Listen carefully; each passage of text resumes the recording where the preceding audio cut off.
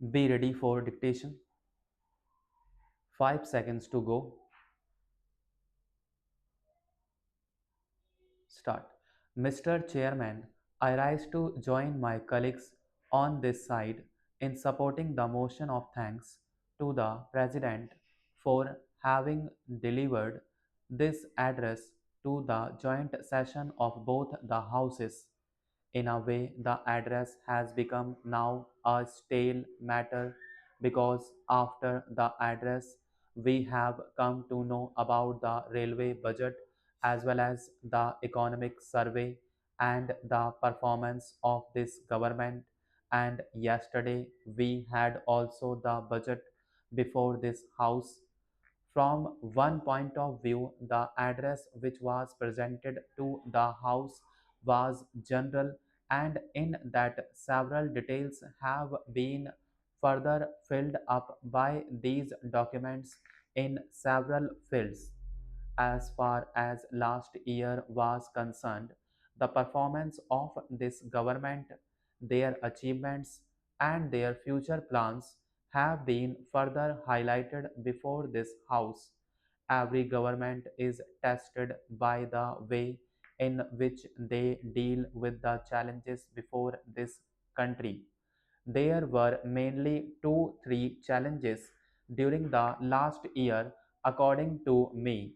It is not necessary to repeat submission regarding the first challenge about the widespread drought arising out of the natural calamity and the way in which this government had dealt with the challenging situation.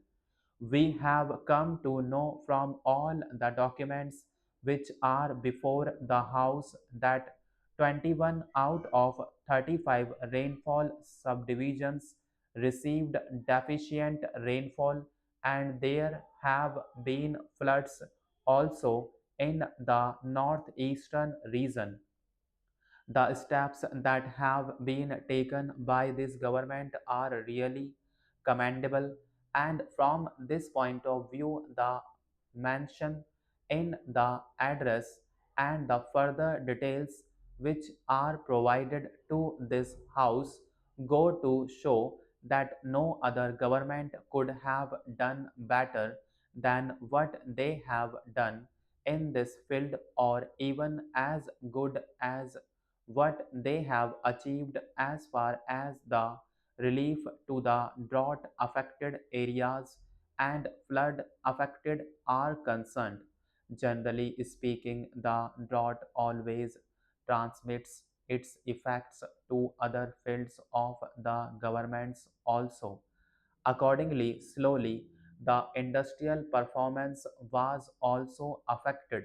We did not reach the estimated progress, but we have already achieved and showed a good performance by showing the increase of 10% in this respect. There are several other matters regarding performance, but as my earlier speakers have already dealt with them, I would not like to repeat them within the short time available to me. I would only stress the shortcomings of the government. Firstly, as far as the industry is concerned, even though the performance is good and the achievement has been commendable, certain data were published in the Economic Times which are a little disturbing. They show the very disproportionate large contribution of this industrial growth by a few industrial groups only.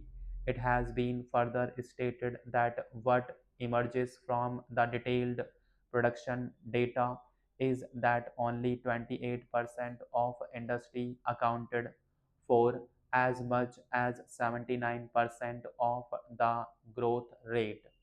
The bulk of the industrial sector, or as much as 60% of it, either grew by less than 5% or suffered a rapid decline. Therefore, I would request the government to look into this matter. I know that they are not complacent about the progress, but if there is imbalance in the growth of the industry and only a few industrial houses are growing and the rest of the industry are not making as much contribution as desired, then it will be a matter for concern.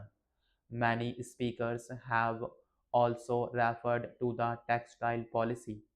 The earlier speaker also referred to it everywhere in all the sectors which are affected by this textile policy.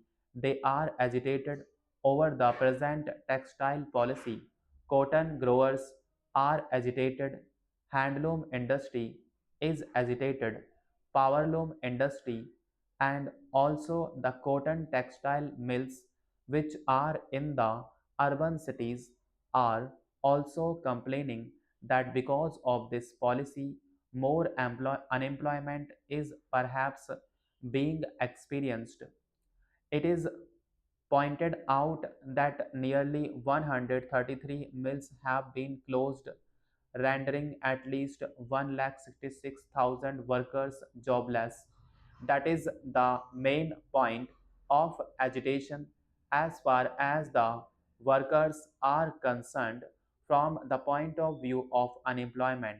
Next Monday, thousands of workers from Bombay are coming to Delhi to demonstrate about the unemployment problem and closure of sick mills in Mumbai. My friend said something about the deployment of military in Tripura. I would not like to join issue with him. He had drawn a parallel between the Punjab elections and Tripura elections. If we consider the matter carefully, the situation was not bad in Punjab after the death of the chief minister and when the elections were declared in Punjab.